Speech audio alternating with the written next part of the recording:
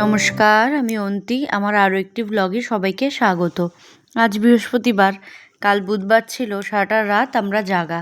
কালকে রাতে এত পরিমাণে ছেলে জ্বর এসছে 104। সেই রাত তখন 2-2:30। সারাটা রাত আমরা জেগে ছেলেকে নিয়ে মাথায় জল দিচ্ছি, জলপট্টি দিচ্ছি। ঘরদরের অবস্থা দেখো কি অবস্থা হয়ে রয়েছে। সারাটা রাত জেগে সকালবেলা একটুখানি জাস্ট চোখ লেগেছে, এইসবেই উঠলাম। ছেলেটার শরীরটা দিন দিন এত খারাপ হয়ে যাচ্ছে, জ্বর কিছুতেই কমছে না। যখনই জ্বর আসছে 102-এর নিচে তো নয়ই, কিন্তু কালকে রাতেই দেখলাম পুরো 104। আর এই দেখো, একবার তো জল দেওয়া হয়েছে, আবার এরকম ব্যবস্থা করেও রাখা ছিল রাতে। আর এতটা পরিমাণে জ্বর যে আমরা ফ্যানও চালাতে পারিনি। আর আমি আর ওর বাবা ঘেমে তো পুরো স্নান, কতবার করে জামা কাপড় পাল্টাতে হলো। আর এই দিক দিয়ে দেখো, রান্না কিচ্ছু করিনি, আজকে কিছু রান্নাও করব না।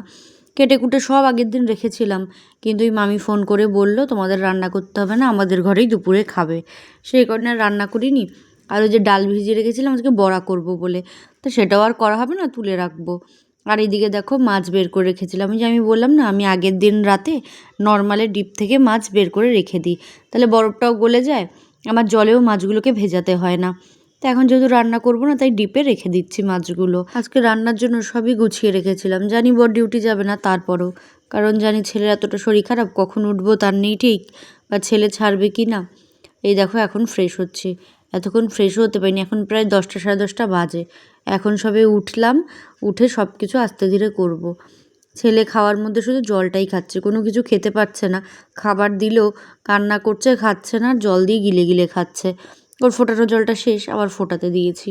এখন ওকে ফোটানো জল খাওয়াই, তবে মাঝে মাঝে আমি এমনিও ফিল্টারের জল দেওয়ার চেষ্টা করি, যাতে বাইরে গেলে যাতে ওর কোনো সমস্যা না হয়, আস্তে আস্তে জলটা অভ্যেস হয়। এখান দিয়ে জল ফোটাতে দেবো, আর ওইখান দিয়ে দেখো ওর জন্য একটু ফেনা ভাত করব। ওই যে বললাম কিছু খেতে পাচ্ছে না, আর সকালবেলা ওকে কী দেবো তাই ভাবছি আলু সেদ্ধ, মুসুর ডাল আর গোবিন্দভোগ চাল দিয়ে একটু সিটি দিয়ে দিই, নরম করে ওটাই চটকে খাইয়ে দেবো। আর ওর বাবাকে ওটস করে দেবো, আর কালকের কিছু তরকারি আর ডাল আছে, ও তো সকালটা হয়ে যাবে, আর আমি মুড়ি খেয়ে নেব। আর আমি তো চা খাবোই, আর অবেলায় চা খেলে পেটটাও ভরা থাকে। যাই হোক, যদি খিদে পায় মুড়ি খাবো। বাবা আগের দিন আরও আম পাঠিয়েছে গাছ থেকে। আর দেখো কালকে কত বাসন মেজে রেখেছিলাম, সেগুলো সব তুলে নিচ্ছি। আমার না প্রচুর বাসন হয়, আমার বাসন কম, কিন্তু ব্যবহার যে কটা আছে সবটাই আমার লেগে যায়। আর আমি না ওই জল ধোয়া করে বাসন রাখতে পারি না। অনেকে না একটুখানি বিস্কুট খেলো বা কিছু খেলো, জল ধোয়া করে রাখে, আমি না সেটা পারি না, আমার সেই মাজাই লাগে।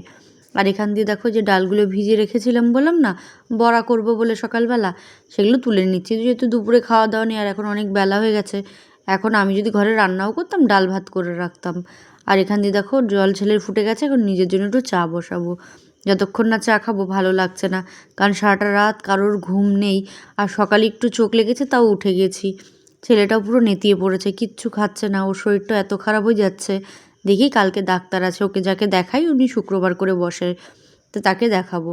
আর এই দেখো মাছ তরকারি আছে, একটু একটু ডাল, যেটা ওর বাবার হয়ে যাবে, অসুবিধে হবে না।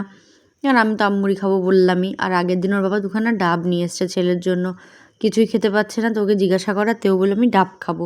ও ফল খেতে ভালোবাসে, তবে 1খানা ডাব খেয়েছে আর এটা খায়নি। আর এই দেখো আমার চাটাও হয়ে গেছে। আর ওই ইন্ডাকশানেই না ভাবছিলাম গ্যাস আজকে আর ব্যবহার করবো না, করলে সে মোছামাছি করতে হবে, তাই ইন্ডাকশানে ডালটাকে ফোটাতে দিয়েছিলাম। কারেন্ট চলে গেছে, সেই অগত্যা আমাকে গ্যাস মাখাতেই হলো। আবার সে পুরো জায়গা মুছতে হবে, তরকারি ছিটবে সেগুলোকে মুছতে হবে। কাজ যতই কম ভাবি ততই বেশি হয়ে যায়।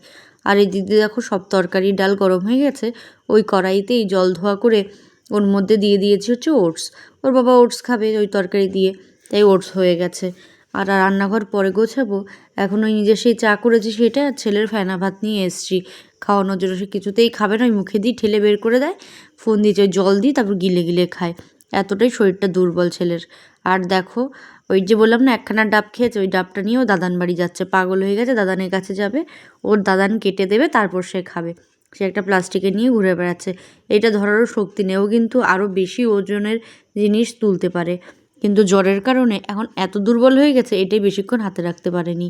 আর দেখো কোনো রান্না বান্না নেই, কিচ্ছু নেই, করলাম কি শুধু চা আর খাবার কটা গরম। আর তাতে দেখেছো কতগুলো বাসন বেরিয়ে গেছে। বললাম না আমার বাসন প্রচুর হয়, যে কটা থাকে সে কটা তো কাজে লেগেই যায়।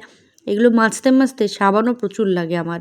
আগে ভীম জেল দিয়ে জানো তো কিছু বাসন মাজতাম, তা দেখতাম ভীম জেল 2 দিনও যেত না, তারপর থেকে সাবান দিয়ে মাজা শুরু করেছি। আর ছেলে চলে গেছে দাদান বাড়ি, ওর বাবা দিয়ে এসছে, তাই এই ফাঁকে বিছানা তুলবো। এই বেডশিটে আর ছোঁয়া যাবে না। এটা কিন্তু আগের দিনই পাতলাম, দেখেছো, কিন্তু এত ঘেমেছি আমরা গরমের মধ্যে, কি পরিমাণে গরম ছিল কালকে। তার উপরে তো ফ্যান চালাতে পারিনি, ছেলের জ্বর, জলপট্টি দিয়েছি, তারপরে ছেলেকে মাথা ধুইয়েছি, এই জল টল পরে ঘামে একদম বাজে অবস্থা। বিছানা চাদরের বালিশগুলো একটু রোদে দিতে হবে, চাদরটাই তুলে ফেলেছি। আর এদিকে জামা কাপড়গুলো সব ভিজিয়ে দিয়ে এসছি, পরে কাচবো। আগে ঘরটা ঝাড় দিয়ে নিই, তারপরে কাপড় টাপড় কেচে মেলে দিয়ে আসবো। ঘর ঝাড় দিতেও তো প্রায় অনেকটা সময় লাগে, এতগুলো ঘর ঝাড় দেওয়া।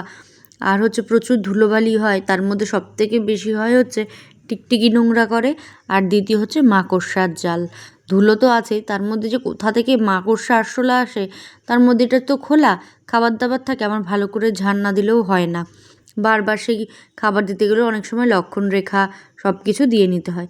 আর এই দেখো দোহার, তারপর বেডশিটের ওপরে যেই ক্লথগুলো পাতি, সেগুলো ওর বাবা রোদে দিয়ে এসেছিলো, তা সেগুলো একটু তুলে নিলাম। আর কি পরিমাণে হাওয়া দিচ্ছে আর মেঘ ডাকছে, ঠাকুরকে ডাকছি অন্তত কোনো রকমে শুকিয়ে যাক, তারপর তুমি বৃষ্টি দিও, নাহলে এগুলো কোথায় মেলবো? এত জামা কাপড়, এতগুলো কাঁথা হয়েছে ছেলের, আর এগুলো না শুকালেও হবে না।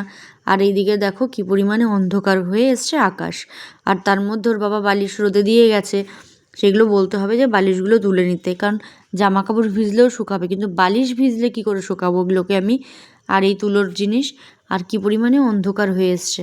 আর দেখো ঘরে এসে দেখি বর খাটের চারিপাশ দিয়ে বা খাটের ওই তোষক তুলে তার মধ্যে সেই তারপিন তেল দিয়েছে। এত পরিমাণে লাল পিঁপড়ে হচ্ছে বলার বাইরে, পিঁপড়ে আর পিঁপড়ে, পিঁপড়ের জ্বালায় অতিষ্ঠ। তাই ঘরটাও মুছে নিলাম। আর এই দিক দিয়ে দেখো সন্ধেবেলায় কি পরিমাণে বৃষ্টি নেমেছে, অন্ধকার হয়ে এসছে, মনে হচ্ছে যেন কত রাত। আর এদিকে রান্না বসিয়ে দিয়েছি, ওই যে দুপুরে রান্না করিনি, মামিদের ঘরে খাওয়া দাওয়া করেছি, কিন্তু রাতে তো রান্না বান্না করতে হবে। তাই আমি বরকে জিজ্ঞাসা করলাম কি করব, বলছে এত পরিমাণে বৃষ্টি হচ্ছে আর তার উপর অনেক দিন খিচুড়ি খাওয়া হয় না, তাহলে তুমি সবজি দিয়ে খিচুড়ি করো। আর প্রচুর সবজি ছিলও বাড়িতে, তাই কি করলাম, গোবিন্দভোগ চাল মুগ ডাল দিয়ে সবজি দিয়ে একটা খিচুড়ি করলাম। আর আগে গরম জল করে নিয়েছি, তার মধ্যে মুগ ডালটা ভেজে দিয়ে দিয়েছি। ডালটা যখন একটু সেদ্ধ হয়েছে, তখন গোবিন্দভোগ চাল ধুয়ে দিয়ে দিয়েছি। এবার চাল ডাল দুটোই যখন ঠিকঠাকভাবে সেদ্ধ হয়েছে, তার মধ্যে দিয়েছি কাঁচা লঙ্কা, জিরে, আদা বাটা, আর নুন হলুদ দিয়ে ফুটতে দিয়েছি। ওটা একটু ফুটতে থাক। আর এদিকে কড়াইতে একটু তেল দিয়ে দিয়েছি, এর মধ্যে একটু ভাজাভুজি করব, আলু ভাজবো আর বেগুনি করব আজকে।